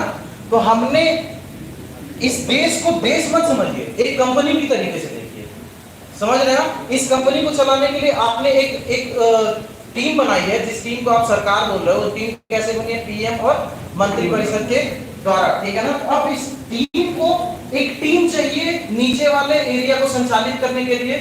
अब उस टीम को बनाने के लिए, अब जाहिर सी बात है, अगर जो किसी ने भी ये प्लान सोचा होगा, ठीक है, कोचिंग का, तो इसमें जब टीचर की टीम बनाने की बात हुई, जाहिर सी बात है जो टीचर रखेगा उसे पेमेंट करनी पड़ेगी, ठीक है ना। तो सैलरी, पेंशन और उनके मेंटेनेंस के ऊपर, अब डीएम साहब बन के उनके डाक बंगले में 24 घंटे बिजली रहनी चाहिए, इसकी भी जिम्मेदारी किसकी है? सरकार की है। हम ये सारी सुविधाएं नेताओं और डीएम एसपी वगैरह को क्यों देते हैं? ताकि उनका समय बचे, और जो उनका समय बचेगा, ठीक है ना, वो समय वो कहाँ लगाएंगे? जनता के कल्याण में लगाएंगे, ठीक है ना। इसलिए हम लोग ये चीज प्रदान करते हैं, ठीक है ना। सैलरी पेंशन के बाद अगर जो आप आगे बढ़ोगे, तीसरी चीज है क्या? सब्सिडी। अब सब्सिडी क्या है? ये भी आर्थिक कल्याण के लिए है। इससे हमारा कोई लाभ होना नहीं है, ना ही कोई संपत्ति का निर्माण होगा, ना ही कोई देयताएं आएंगे, ठीक है ना। अब किसान है, गरीब है, उनको फर्टिलाइजर के ऊपर कुछ ना कुछ अनुदान देना ही है, ठीक है ना। तो ये सारे जो भी खर्च आते हैं वो राजस्व खर्चों के अंतर्गत आते हैं। चौथी चीज क्या है? ग्रांट, अनुदान। अब बैठे बिठाए हैं हम 2016 में प्लान करके 2023 में प्लान करके चल रहे हैं कि हम इंडिया को एक इंफ्रास्ट्रक्चर बूस्टेड कंट्री बनाएंगे। हमारे यहाँ जितने भी रोड है उन सबको गड्ढों से मुक्त कर देंगे। पता चला कि बिहार, उड़ीसा, केरला, इन सब जगह बाढ़ आ गया। जो हमने पैसा सोचा था कि हम रोड इंफ्रास्ट्रक्चर पे इन्वेस्ट करेंगे, वो अनुदान के रूप में स्टेट को देना पड़ा। समझ रहे हो आप? तो ये आपातकालीन घटना होती है, ठीक है ना। अनुदान क्या होता है? ये एक तरफा खर्च है, ठीक है ना। अब कहीं कोई विपदा आ गई तो ये केंद्र को मदद करनी ही करनी है। केदारनाथ है, दर्शनार्थी पूरे भारत से जा रखे हैं, बादल फट गया, अब केंद्र सरकार को वहां पे अनुदान देना ही पड़ेगा। जितने लोग वहां पे अपने जीवन से क्षतिग्रस्त हो गए हैं, ठीक है ना, जख्मी हो गए, उनको कुछ ना कुछ अनुदान देता है। ट्रेन पलट जाती है, सरकार अनुदान वगैरह देती है। तो ये सब पेमेंट ना एक तरफा होता है, ये जाना ही जाना है, ठीक है ना। ये आपको ना ही संपत्ति का निर्माण करेंगे, ना ही देयताओं को बढ़ाएंगे, ठीक है ना। अगला जो टॉपिक ऑफ डिस्कशन है वो है पूंजीगत खर्चे। पूंजीगत खर्चे क्या होते हैं? जिनसे संपत्ति का निर्माण होता है और देयताएं घट जाते हैं, ठीक है ना। संपत्ति का निर्माण होगा, आप पूंजी कहीं ना कहीं निवेश करोगे। सपोज दैट आप रोडवेज बना रहे हो, ठीक है ना। आपने क्या देखा कि आजमगढ़ से मऊ जाने के लिए लोगों को बड़ी दिक्कत हो रही है, ठीक है ना। कोई भी ऐसा साधन नहीं है। सरकार कॉन्शियस हुई, चैतन्य हुई, देखी, एक रोडवेज का निर्माण करी कहां पे? मऊ में। एक रोडवेज का निर्माण करी कहां पे? आजमगढ़ में। अब उस रोडवेज का जो निर्माण किया था, हमने पूंजी फंसाया, लेकिन क्या है, वो रोडवेज जब उस सेवा का इस्तेमाल जनता करेगी तो उसके बदले में कुछ ना कुछ राजस्व हमारे पास आएगा। समझ रहे हो आप? क्योंकि संपत्ति निर्माण हो रहा है कि नहीं? समझ रहे हो आप? देयताएं नहीं बढ़ रहे हैं, संपत्ति का निर्माण हो रहा है, ठीक है ना। भारतमाला प्रोजेक्ट आप शुरू कर दिए। भारतमाला प्रोजेक्ट क्या है? अरे यार ऐसा मत करो। ये जो है ना हमारा कोरोमंडल कोर्स, इन्हीं सबको जोड़ा जा रहा है, ठीक है ना। भारतमाला प्रोजेक्ट में ये सारे कोर्स के मेन बीचेस को रोड के द्वारा कनेक्ट किया जा रहा था कि बेहतर कनेक्टिविटी होगी, बेहतर ट्रांसपोर्ट सिस्टम होगा, तो हम ज्यादा आयात और निर्यात कर पाएंगे, ठीक है ना। समझ रहे हो? तो इन सब प्रोजेक्ट वगैरह पे अगर जो खर्चा हो गया तो ये क्या? पूंजी का निर्माण हो रहा है। ये जो सड़क बनेगा ना, ये सारे लोगों को काम करेगा, और ये क्या करेगा? अर्थव्यवस्था को बूस्ट करेगा, ठीक है ना। हमारे अर्थव्यवस्था में कुछ ना कुछ संपत्ति का निर्माण हो रहा है, ठीक है ना।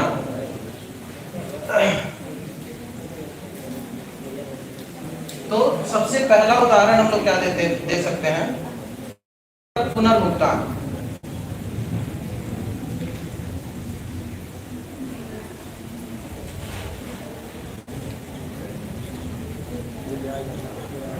ठीक है। अगला एग्जांपल आप ले सकते हो, राज्य सरकार व विदेशी सरकार सार्वजनिक उपक्रमों आदि पर ऋण देना, ठीक है ना। राज्य सरकार को जो लोन देगा उसके ऊपर कुछ ना कुछ टैक्स आना है, तो एक पूंजी बन रही है। एक बैंक के लिए पूंजी क्या होती है? लोन देना। वही काम जब सरकार कर रही है, लोन दे रही है, तो वो उसके लिए पूंजी बनेगी, ठीक है ना। तो सेम चीज है, तो पूंजीगत प्राप्तियां वगैरह यही होती हैं।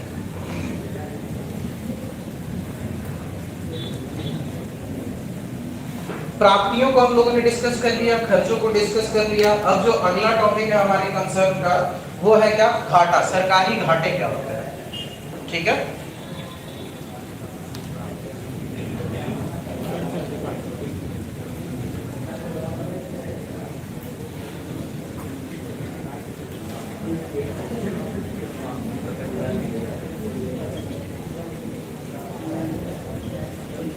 घाटा क्या होता है? देखिए घाटा तब होगा जब आपके आय से ज्यादा आपके खर्चे हो, ठीक है ना।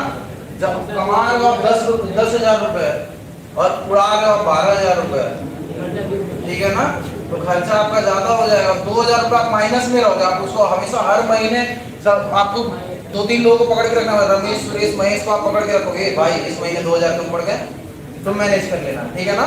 तो घाटा एक तरह से क्या होता है, जो आप प्राप्त कर रहे हो, ठीक है ना, और जो आप खर्च कर रहे हो, तो प्राप्तियों के ऊपर खर्चों का आधिक्य, यही क्या कहलाता है, घाटा कहलाता है, ठीक है ना। तो जब भी आप घाटे की बात करते हो तो सबसे पहले किस्म का घाटा जो हम लोग पढ़ते हैं वो क्या है, राजस्व घाटा।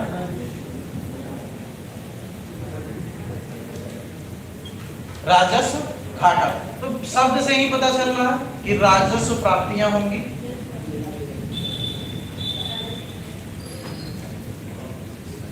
ठीक है ना। और दूसरा क्या होगा, राजस्व खर्चे। मैंने क्या बताया, यही है, समझ रहे हो आप। जब भी राजस्व खर्चे राजस्व प्राप्तियों से अधिक होंगे, ऐसे कंडीशन को हम लोग क्या बोलेंगे, राजस्व घाटा। दूसरे किस्म का जो हम लोग घाटा देखते हैं, प्रभावी राजस्व घाटा।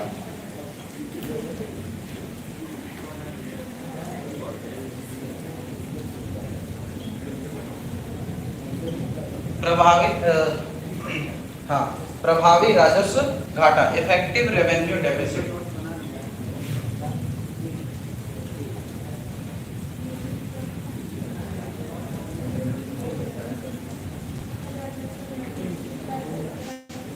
ठीक है, ये क्या होता है, ये राजस्व घाटा, ठीक है ना।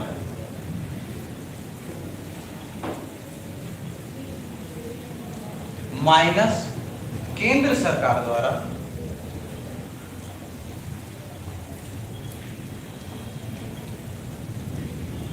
राज्यों को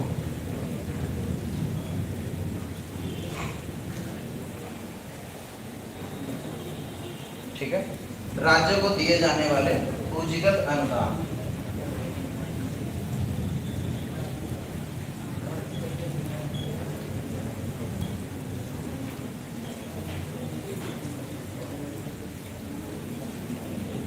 राजस्व घाटा आपको पता है, राजस्व प्राप्तियां राजस्व खर्चों से जब कम होंगे, ठीक है ना।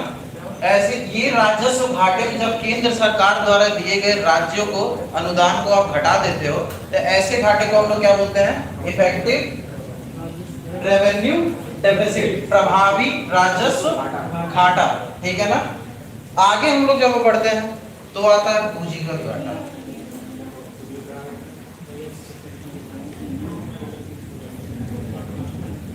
पूंजीगत घाटा अगेन सेम चीज है,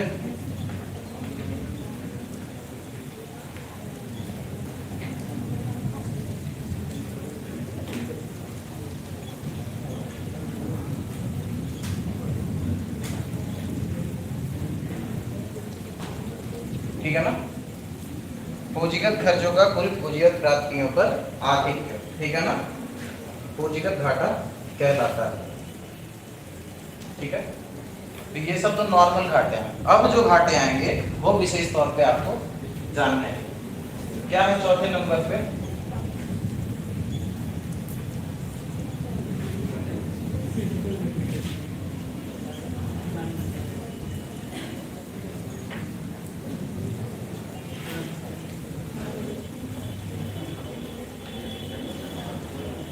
फिस्कल डेफिसिट, राजकोषीय घाटा। अब क्या होता है, ये टोटल एक्सपेंडिचर, ठीक है ना, जितने भी ये टोटल होते हैं राजस्व राजस्व प्राप्तियां, पूंजीगत प्राप्तियां, ठीक है, एक साइड, राजस्व खर्चे, पूंजीगत खर्चे एक साइड। ये जो टोटल खर्चा है और ये टोटल प्राप्तियां हैं, ठीक है ना, तो ये टोटल खर्चों में से टोटल प्राप्तियों पर जितने भी आधिक्य होगा वही क्या कहलाएगा आपका फिस्कल डेफिसिट। लेकिन इसमें दो चीजें इंक्लूड नहीं होती हैं। क्या? एनडीसीआर एक होता है, नॉन डेट कैपिटल रेशियो। वो क्या होता है? जब चार चीजें मैंने बताई थी पूंजीगत प्राप्तियों के अंतर्गत, क्या? विनिवेश, ठीक है ना, दूसरा ऋणों की वसूली, तीसरा था बाजार से उधार, चौथा है अन्य देयताएं। इसमें से ये दोनों जो आइटम है ना, यही कहलाता है एनडीसीआर, नॉन डेट कैपिटल, ठीक है ना, रेशियो, सॉरी रिसीव्ड यार,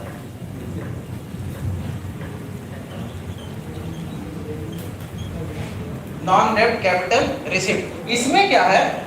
विनिवेश जब आप कर रहे हो, सरकार जब विनिवेश कर रही है तो उसके पास कुछ धन का आगमन हो रहा है। ये किसी भी तरीके के उधार को बढ़ावा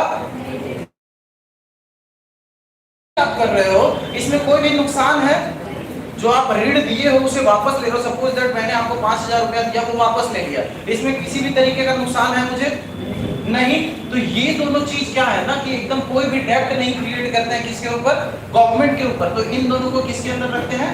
एनडीसीआर, नॉन डेब्ट कैपिटल रिसीट्स के अंतर्गत, ठीक है ना। तो क्या होता है कि फिस्कल डेफिसिट में दो चीजों को इंक्लूड नहीं करते हैं। क्या?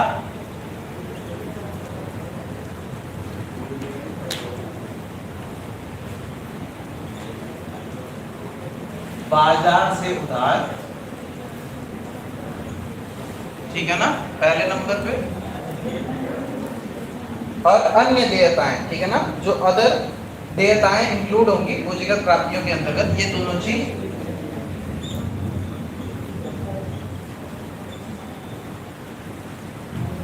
ठीक है ना। सिर्फ आप ये इंक्लूड करोगे, ये दोनों इंक्लूड नहीं करोगे, ठीक है। किसमें? राजकोषीय घाटे में। कुल प्राप्तियां जो हैं और कुल खर्चे जो हैं, ठीक है ना, तो ये कुल खर्चे जो हैं वो अधिक होंगे, लेकिन इन कुल खर्चों के अंतर्गत क्या है? आप विनिवेश और ऋणों की वसूली आप ये जोड़ोगे और ये दोनों नहीं जोड़ोगे। लेकिन बजट डेफिसिट में क्या होता है? बजट घाटे में क्या होता है कि कंप्लीट पेमेंट सिस्टम के ऊपर दिखाता है। फिस्कल डेफिसिट क्या दिखाता है कि सरकार की मार्केट से बोरोइंग कितनी करने की आवश्यकता है, कितना उधार लेने की आवश्यकता है। और बजट डेफिसिट क्या कहलाता है? मौद्रिकृत नीति कहलाता है, ठीक है ना। बजट डेफिसिट के अंतर्गत जितना भी घाटा होता है उसको रिजर्व बैंक के बचे हुए शेषों के द्वारा, ठीक है ना, या फिर रिजर्व बैंक के द्वारा आपूर्ति कराया जाता है, ठीक है ना। फिस्कल डेफिसिट समझ में आया? इसमें क्या है? कुल प्राप्तियां और कुल खर्चों के ऊपर, कुल खर्चों का कुल प्राप्तियों के ऊपर आधिक्य, ठीक है ना, एक्सेस, ठीक है ना। इसमें दो चीजें इंक्लूड नहीं करेंगे। क्या? नॉन डेब्ट कैपिटल रिसीट्स, क्या? बाजार से उधार और अन्य देयताएं, ठीक है ना। उसके बाद अगला जो टॉपिक है वो है बजट डेफिसिट।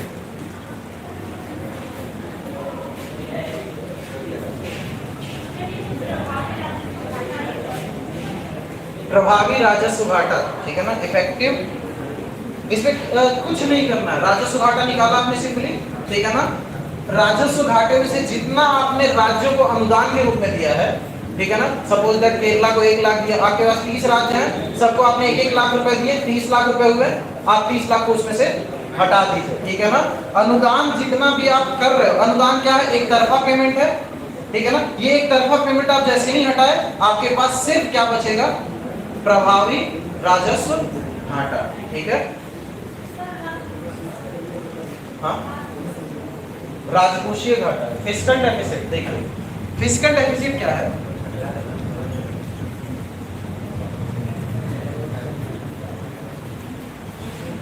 पूंजीगत खर्चे, ठीक है ना, उसके बाद राजस्व खर्चे, ठीक है ना, इन दोनों को आपने जोड़ दिया। इसका आधिक्य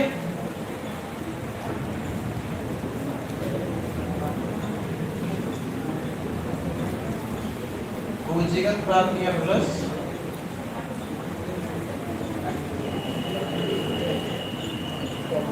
राजस्व प्राप्तियां। बस दो चीजें इंक्लूड नहीं की जाएंगी। क्या?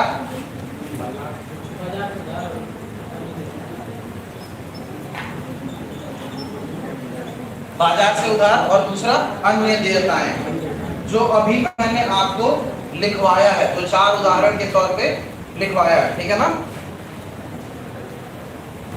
चलिए आगे बढ़ते हैं। बजट डेफिसिट यानी कि बजट घाटा। बजट घाटे के अंतर्गत क्या होता है?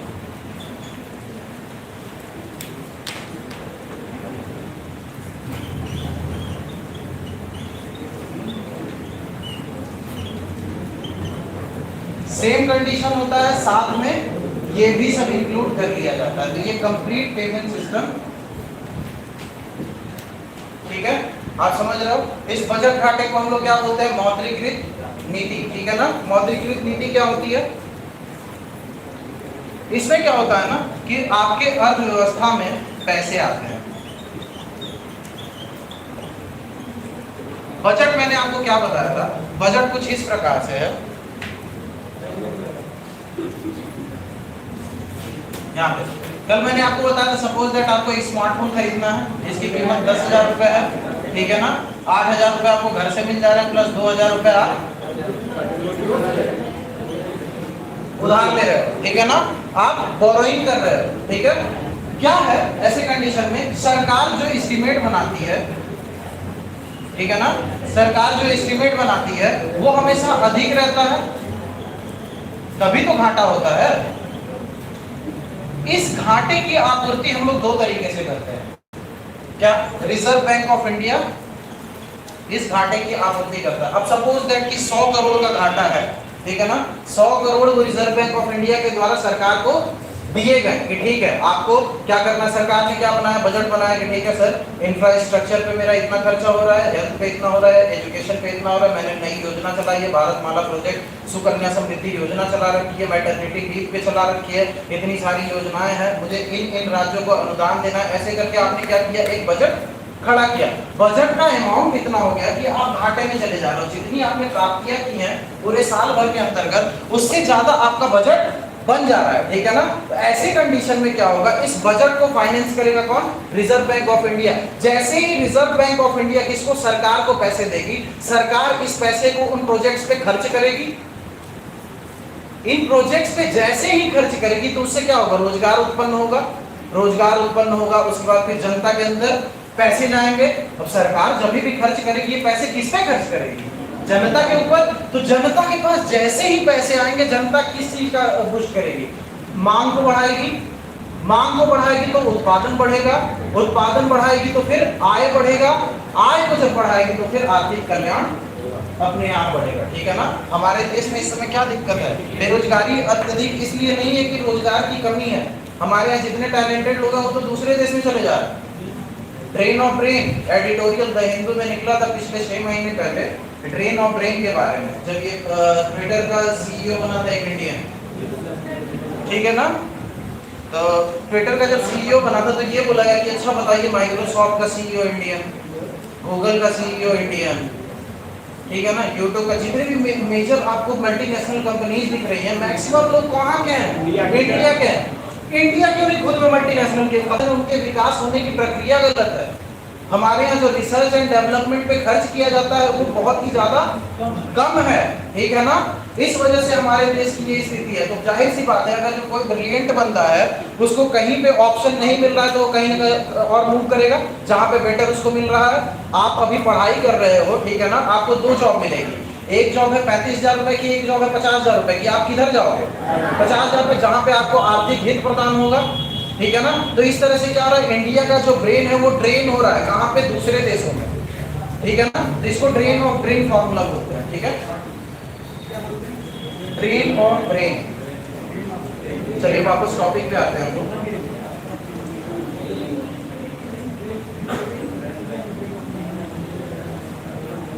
ठीक है? रिजर्व बैंक दो मेथड के द्वारा क्या करता है? फाइनेंस करता है। सरकार क्या करती है?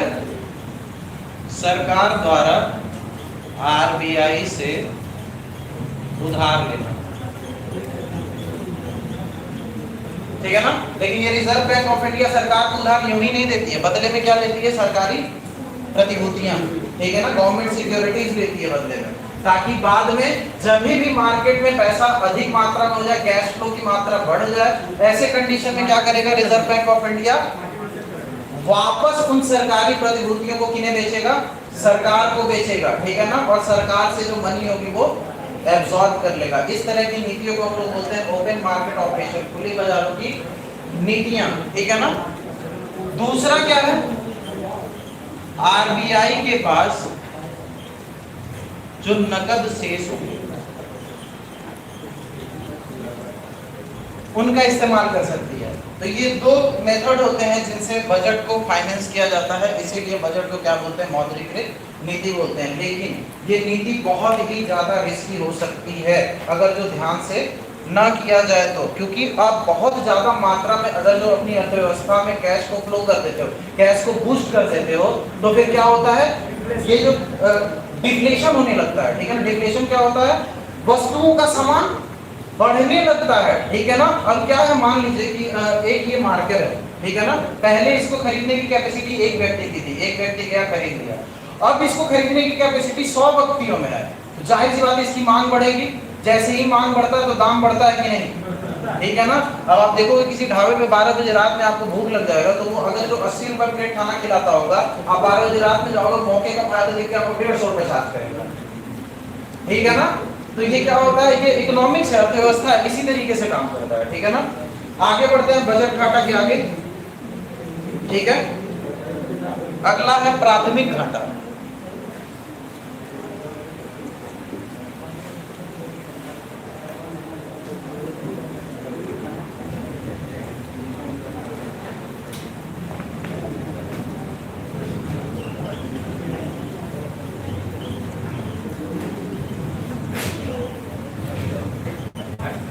प्राथमिक घाटा, प्राइमरी डेफिसिट।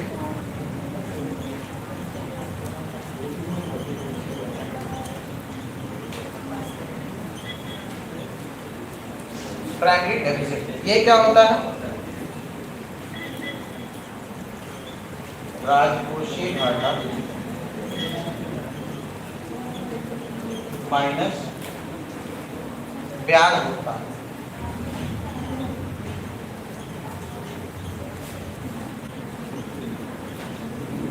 ठीक है। इंटरेस्ट पेमेंट, जो आपने लोन लिया है उस भुगतान को आप घटा दोगे किससे? राजकोषीय घाटे से। राजकोषीय घाटा आप ऑलरेडी जान रहे हो, क्या? जितनी भी प्राप्तियां हैं, जितने भी खर्चे हैं, ठीक है ना, खर्चों का प्राप्तियों के ऊपर आधे। क्या आप दो चीजें उसमें इंक्लूड नहीं करोगे? क्या? मार्केट बोरोइंग यानी कि बाजार से उधार, और दूसरा अन्य देयताएं, ठीक है ना। तो राजकोषीय घाटे में से जब भी आप ब्याज के भुगतान को घटाओगे तो वो आपका क्या कहलाएगा? प्राथमिक घाटा, ठीक है ना। अगला जो है सकल राजकोषीय घाटा।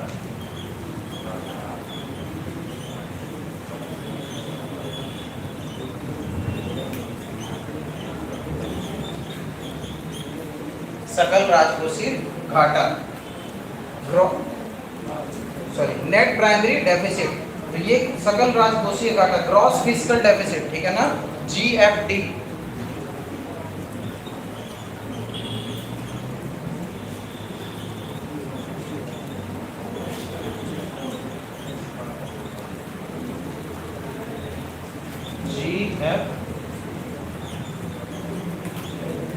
GFD सकल राजकोषीय घाटा। ये क्या होता है? प्राथमिक घाटे को, जो प्राथमिक घाटा अभी हम लोगों ने पढ़ा है, ठीक है ना, प्राइमरी डेफिसिट, उसी को हम लोग क्या बोलते हैं? Gross fiscal deficit. यही चीज कहलाती है, ठीक है ना, सेम, ठीक है। अगला जो है निवल प्राथमिक घाटा, ठीक है ना, निवल राजकोषीय घाटा।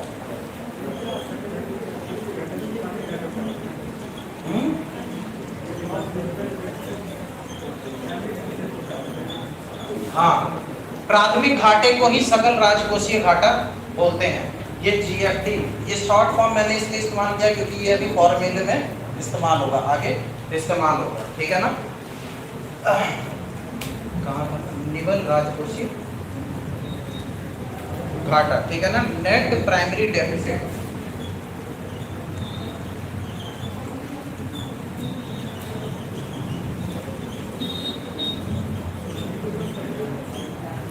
ठीक है ना, नेट प्राइमरी डेफिसिट ये क्या होता है जी, GFD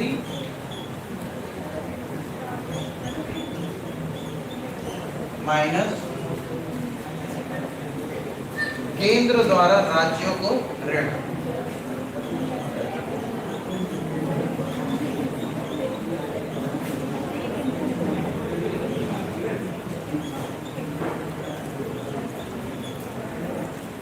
ठीक है ना,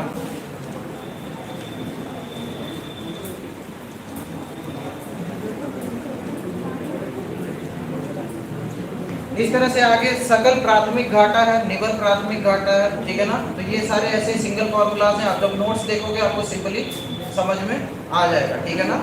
जो अगला है पब्लिक सेक्टर बोरोइंग रिक्वायरमेंट, ठीक है ना।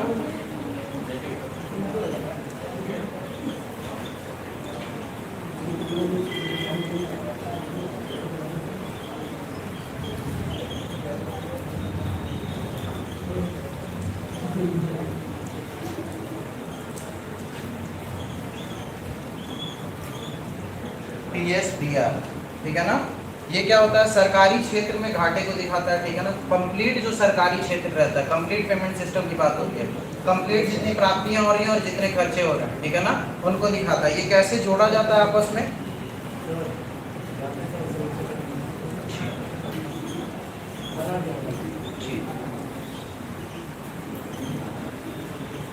केंद्र सरकार द्वारा राजकोषीय घाटा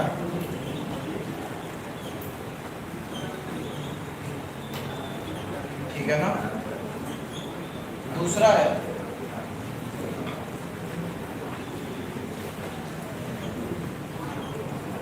सभी राज्यों का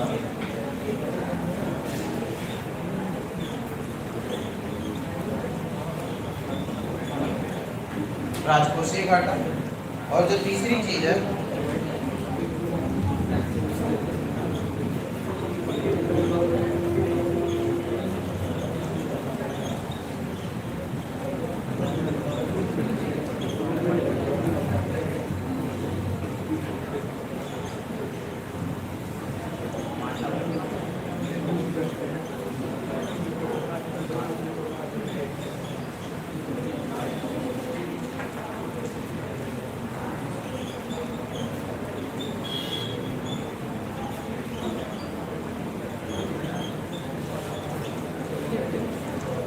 ठीक है।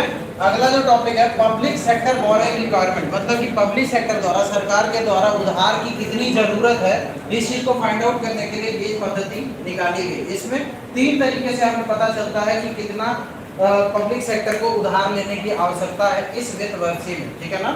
सबसे पहला जो कंडीशन है केंद्र सरकार द्वारा राजकोषीय घाटा, ठीक है ना। केंद्र सरकार की जो फिस्कल डेफिसिट हो रही है पहले उसको रखेंगे। दूसरा क्या है, सभी राज्यों का राजकोषीय घाटा, जितने भी आपके पास स्टेट्स हैं उन सबके फिस्कल डेफिसिट को जोड़ेंगे। और तीसरा क्या है, सरकारी उपक्रमों द्वारा बाजार से स्वतंत्र रूप से ली गई उधारियां, ठीक है ना। जितनी भी उधारी आप बाजार से स्वतंत्र रूप से ले रहे हो, जिनके ऊपर सरकार का कोई हस्तक्षेप नहीं है, वो भी इसके अंदर इंक्लूड किया जाएगा। तो कितने तरीके के घाटे सरकारी होते हैं, ठीक है।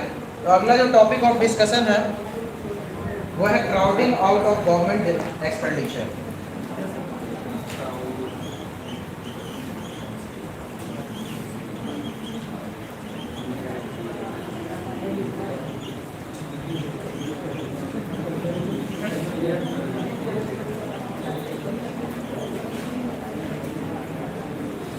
क्राउडिंग आउट मतलब भीड़ से किसी को भगाना, ठीक है ना। बहुत ज़्यादा भीड़ है, कोई पसंद नहीं है उसको, किसी न किसी बहाने से आप निकाल रहे हो, ठीक है ना, इसको बोलते हैं क्राउडिंग आउट। सपोज दैट कोई बच्चा मुझे बहुत ज़्यादा परेशान करने लगा, ठीक है ना, तो मैं क्या किया, ऐसा तुम जाओ मेरे लिए पानी लेकर के आओ, ठीक है, कहाँ से, यहाँ से शीतला माता मंदिर जाओ।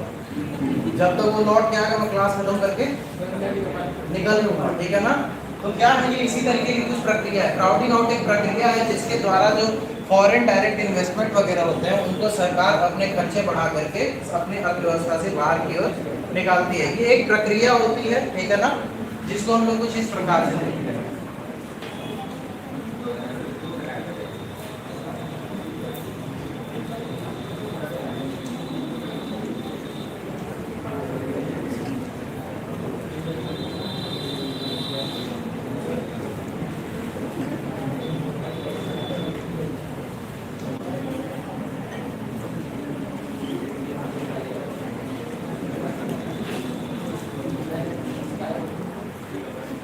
सबसे पहले क्या होती है, गवर्नमेंट एक्सपेंडिचर को बढ़ाया जाता है। मैंने आपको जब केनेशियन इकोनॉमिक्स के बारे में बता रहा था, केन्स की अर्थव्यवस्था के बारे में बता रहा था, तो वहाँ पे मैंने एक फॉर्मूला आपको बताया था, AD = C + I + G + X - M।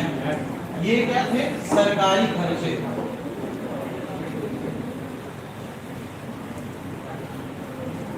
आप देखो जब भी सरकारी खर्चे आप बढ़ा रहे हो, तो केन्स के इस इक्वेशन के द्वारा आप देखोगे क्या, जब भी आप सरकारी खर्चों को बढ़ा रहे हो, ठीक है ना, गवर्नमेंट एक्सपेंडिचर को बढ़ा रहे हो, आपको क्या बढ़ रही है, मांग बढ़ रही है। जो समग्र मांग है वो बढ़ रही है। जब भी समग्र मांग बढ़ेगी तो आपकी अर्थव्यवस्था बूस्ट करेगी और रोजगार का जो स्तर है वो हमेशा बढ़ेगा। तो जो सबसे पहला स्टेप होता है क्राउडिंग आउट करने का, कि सरकारी खर्चों को बढ़ाया जाता है। दूसरा क्या किया जाता है, जैसे ही सरकारी खर्चों को बढ़ाया जाता है तो लोगों के मौद्रिक आय में बढ़ोतरी आती है।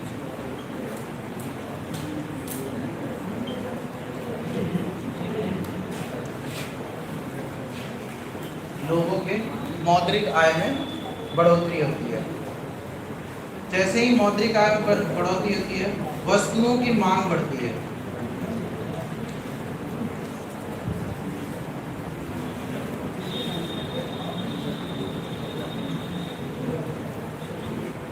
वस्तुओं की मांग बढ़ती है।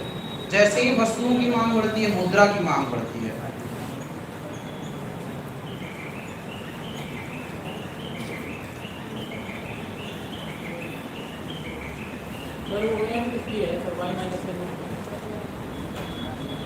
नहीं, ये y नहीं है यार, ये x है, एक्सपोर्ट इंपोर्ट। उसके बाद x - m import, C + I + G। अच्छा, ये आप लोग उस दिन नोट नहीं किए थे क्या?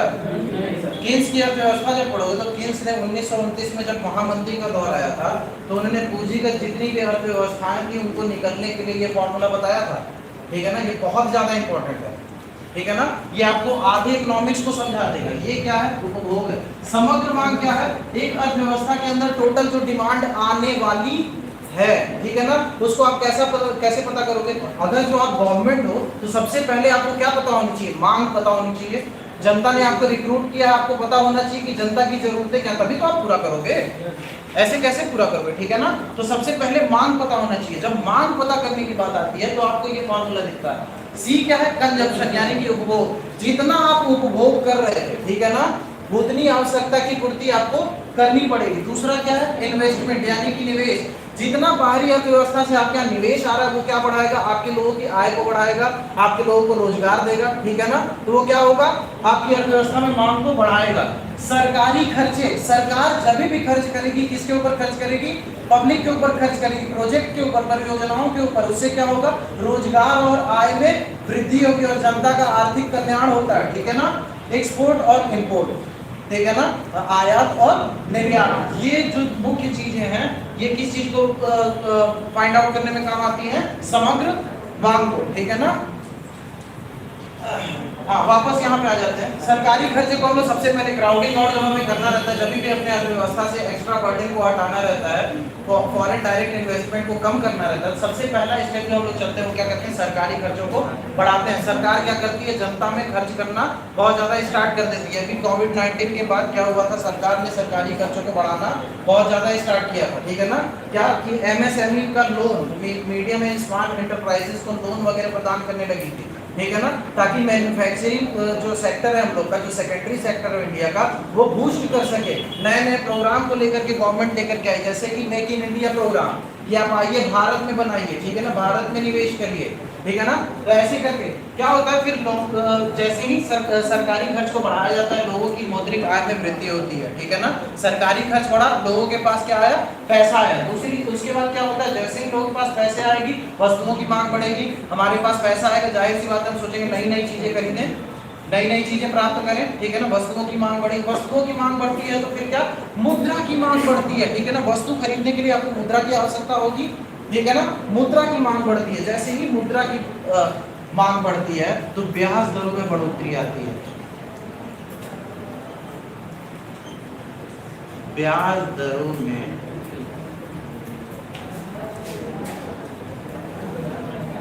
ब्याज दरों का बढ़ना, पैसे का डिमांड जब भी आएगा, मनी का डिमांड जब भी आएगा, तो जाहिर सी बात है, अगर जो अभी क्या हो जाए, बहुत ज्यादा क्राइसिस फैल जाए, तो बैंक वगैरह क्या करेंगे, ये देखें कि लोग अब ज्यादा से ज्यादा लोन लेंगे, ठीक है ना, वो क्या करेंगे, इंटरेस्ट रेट 1% बढ़ा देंगे, 7% या 8% कर देंगे। सिर्फ 1% इंटरेस्ट रेट बढ़ाने से उसकी रेवेन्यू कलेक्शन बहुत गुना बढ़ जाएगी, ठीक है ना। वो जनता से मौके का फायदा उठाएगी, ठीक है ना।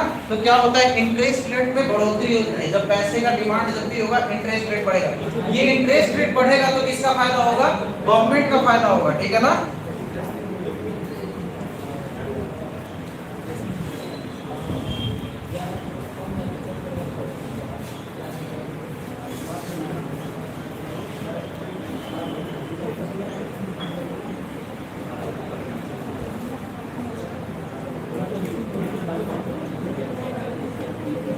ठीक है, तो ये पूरा क्या कहलाता है,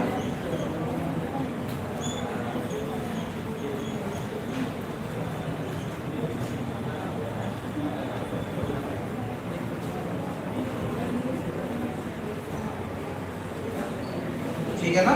ये क्राउडिंग आउट की पूरी प्रक्रिया है। सबसे पहले आप सरकारी खर्चों को बढ़ाते हो, मौद्रिक आय में बढ़ोतरी होती है, उसके बाद क्या, वस्तुओं की मांग बढ़ती है, वस्तुओं की मांग बढ़ेगी तो मुद्रा की मांग बढ़ेगी, मुद्रा की मांग बढ़ेगी तो दरों का बढ़ना तय है, ठीक है ना। उसके बाद नियोजित नीति में निवेश का कम होना, आपको फाइनली क्या करना है, निवेश को कम करना है, एफडीआई एफआईआई इन लोगों को कम करना है, क्राउडिंग आउट करनी है, एक्सक्लूड करना अपनी अर्थव्यवस्था से, ठीक है ना। तो लास्ट में ये हो जाएगा, हैपन हो जाएगा, ठीक है ना।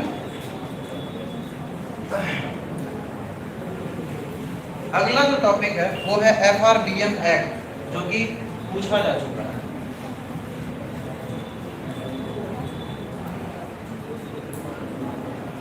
ये बना लें आप लोग, बना लीजिए, बना लीजिए।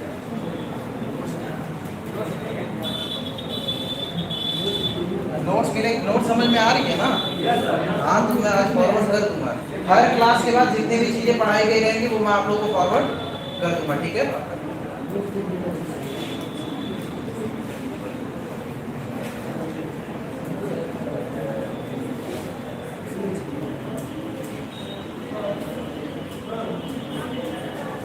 जी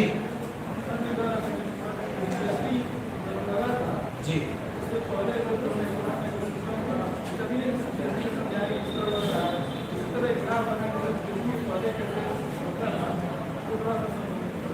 तो पहले जो टैक्सेशन सिस्टम था वो हमारा टर्नओवर टैक्स, बैठ जाइए आराम से, कोई बात नहीं। देखिए, पहले जो हमारा टैक्सेशन सिस्टम था ना, वो क्या था, टर्नओवर टैक्स के आधार पे था। टर्नओवर टैक्स मैंने आपको क्या बताया, ये पूरे मूल्य पे लगता है, समझ रहे हो आप ना, कि अगर जो एक कंपनी स्क्रीन बना रही है ना, तो जब वो स्क्रीन बनाई तब उसके ऊपर टैक्स तो लगा ही, उस कंपनी के लिए स्क्रीन फाइनल उत्पादन है। लेकिन दूसरी कंपनी इसी स्क्रीन को रॉ प्रोडक्ट के तौर पे, जो पूरा फोन बना रहा है, वो स्क्रीन को इंपोर्ट कर रहा है, तो स्क्रीन पे जो पहले से टैक्स लगा हुआ था ना, वो इस फोन वाली कंपनी को वहन करना पड़ रहा था, समझ रहे हो आप। टैक्स जो है साथ में, टर्नओवर टैक्स, जैसे ही कोई स्क्रीन खरीदा तो स्क्रीन की सिर्फ उसको वैल्यू नहीं देनी पड़ी, उस स्क्रीन के साथ साथ में जो कर लग रहा है वो भी देना पड़ रहा है, आप समझ रहे हो। टर्नओवर टैक्स कंप्लीट जितनी वैल्यू होती है उस पे लगता है, समझ रहे हो आप। जीएसटी में बस क्या अंतर है, पहले वाला ही टैक्स सिस्टम है, हम अभी भी टर्नओवर टैक्स लगा रहे हैं, बस केवल क्या कर रहे हैं, जितने व्यवसायिक लोग हैं उनको आईटीसी के थ्रू जितना कर गवर्नमेंट के पास आ रहा है वही कर को वापस कर, जैसे स्क्रीन वाली कंपनी जितना कर, मैं सरकार हूँ, मुझे कर जो दी थी, ठीक है ना, मैं क्या किया, इस स्क्रीन के ऊपर जो कर मिला था मोबाइल वाले कंपनी को दे दिया, मोबाइल वाले से पूरा रेफरेंस कर उठा लिया, ठीक है ना। तो इससे किसी का नुकसान नहीं हुआ, मार्केट एक बैलेंस स्ट्रक्चर में हुआ। तो पहले जो हमारी जो टैक्स की पद्धति थी वो टर्नओवर टैक्स वाली ही थी, ठीक है ना।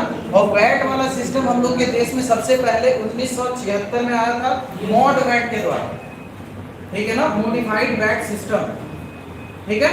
तो ये आपको नोट्स में अवेलेबल मिल जाएगा, आप जब पढ़ोगे तो क्लियरिफाई हो जाएंगी चीजें, ठीक है ना। अभी ऐसे लेक्चर चल रहा होगा तो पजल चल रही होगी चीजें, ठीक है ना। लेकिन परेशान मत होइए, जब आप नोट्स देखेंगे, कल नोट्स देखा था तो चीजें क्लियर लग रही थी, ठीक है ना। तो आप जब भी नेक्स्ट लेक्चर में आओगे पिछले लेक्चर की सारी चीजें रिवाइज करके आओगे, ठीक है ना, ताकि पुराने टॉपिक से नए टॉपिक को कोरिलेट कर सको, ठीक है ना। हाँ क्या जीएसटी रिटर्न,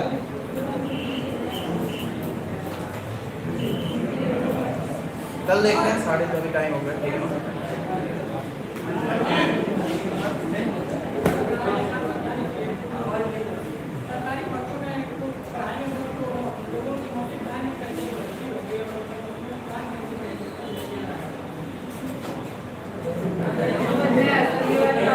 एक मिनट उनको पूछ लेने दीजिए, उनकी आवाज बस मुझ तक नहीं आ पा रही है, बाकी सही है जी।